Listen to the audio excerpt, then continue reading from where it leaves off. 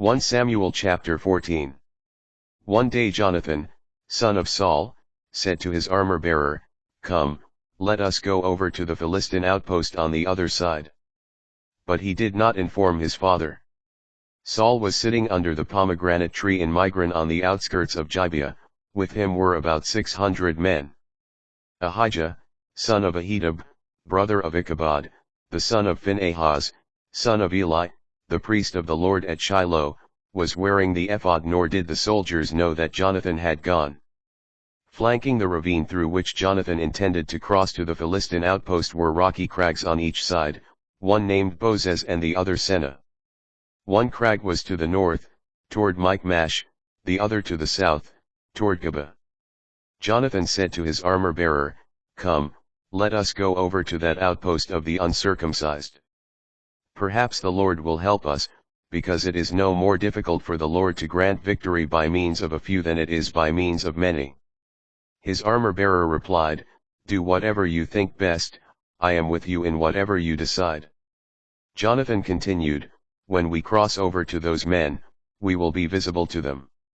If they say to us, 'Stay there until we can come to you,' we will stop where we are, we will not go up to them. But if they say, 'Come up to us,' we will go up, because the Lord has delivered them into our hand. That will be our sign." When the two of them came into the view of the Philistine outpost, the Philistines remarked, "Look, some Hebrews are coming out of the holes where they have been hiding." The men of the outpost called to Jonathan and his armor-bearer. "Come up here," they said, "and we will teach you a lesson." So Jonathan said to his armor-bearer, "Climb up after me, for the Lord has delivered them into the hand of Israel." Jonathan clambered up with his armor-bearer behind him. As the Philistines fell before Jonathan, his armor-bearer, who followed him, would finish them off. In this first attack Jonathan and his armor-bearer killed about 20 men within half a furlong. Then terror spread through the camp and the countryside, all the soldiers in the outpost and in the raiding parties shuddered in terror. The earth shook with an awesome shuddering. Rout of the Philistines. Saul's sentinels in Gibeah of Benjamin saw that the enemy camp had scattered and were running in all directions. Saul said to those around him, "Count the troops and find out if any of us are missing." When they had taken the count, they found Jonathan and his armor-bearer missing.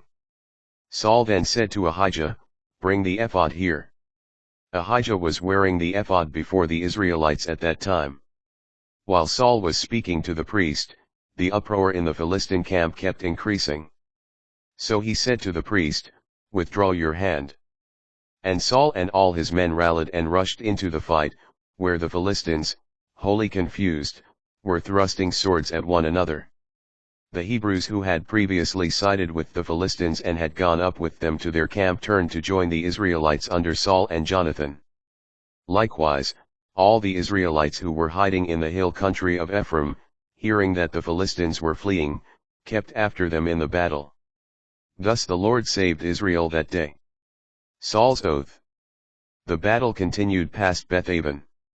Even though the Israelites were exhausted that day, Saul laid an oath on them, saying, "Cursed be the one who takes food before evening, before I am able to avenge myself on my enemies." So none of the people tasted food. Now there was a honeycomb lying on the ground. And when the soldiers came to the comb the honey was flowing, yet no one raised a hand from it to his mouth, because the people feared the oath.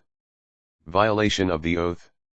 Jonathan, who had not heard that his father had put the people under oath, thrust out the end of the staff he was holding and dipped it into the honeycomb.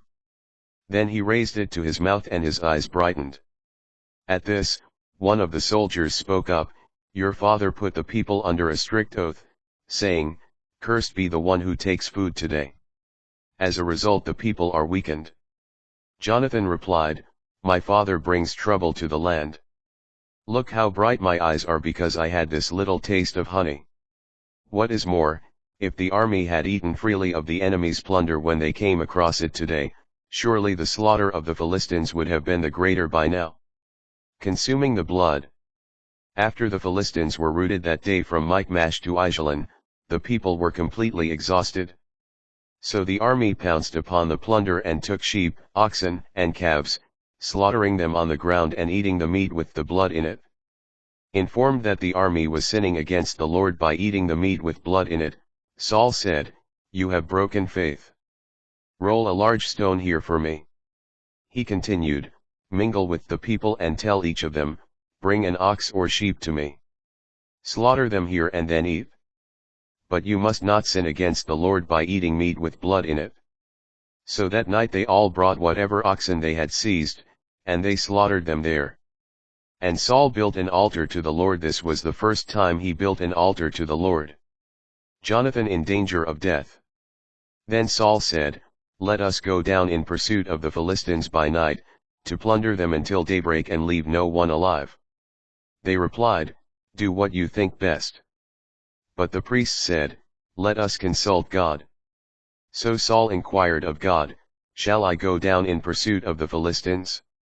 Will you deliver them into the hand of Israel?" But he received no answer on this occasion. "All officers of the army," Saul announced, "come forward. Find out how this sin was committed today. As the Lord lives who has given victory to Israel, even if my son Jonathan has committed it, he shall surely die." But none of the people answered him. So he said to all Israel, "Stand on one side, and my son Jonathan and I will stand on the other." The people responded, "Do what you think best." And Saul said to the Lord, the God of Israel, "Why did you not answer your servant this time?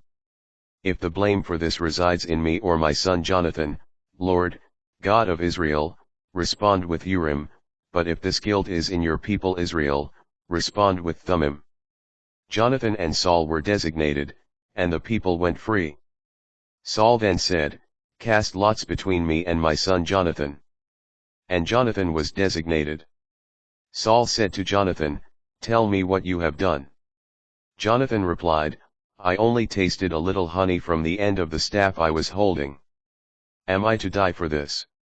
Saul declared, "May God do thus to me, and more, if you do not indeed die, Jonathan." Rescue of Jonathan. But the soldiers protested to Saul, "Is Jonathan to die, the man who won this great victory for Israel? This must not be. As the Lord lives, not a single hair of his head shall fall to the ground, for God was with him in what he did today." Thus the soldiers rescued Jonathan and he did not die. After that Saul gave up the pursuit of the Philistines, who returned to their own territory. Saul's victories. After taking possession of the kingship over Israel, Saul waged war on its enemies all around Moab, the Ammonites, Edom, the kings of Zebah, and the Philistines. Wherever he turned, he was successful, and fought bravely. He defeated Amalek and delivered Israel from the hand of those who were plundering them. Saul's family. The sons of Saul were Jonathan, Ishvi, and Malchishua. The name of his firstborn daughter was Merab, the name of the younger was Michal. The name of Saul's wife was Ahinoam, daughter of Ahimaaz. The name of his general was Abner, son of Ner, Saul's uncle. Kish, Saul's father, and Ner, Abner's father, were sons of Abiel. There was heavy fighting with the Philistines during Saul's lifetime. Whenever Saul saw any strong or brave man, he took him into his service.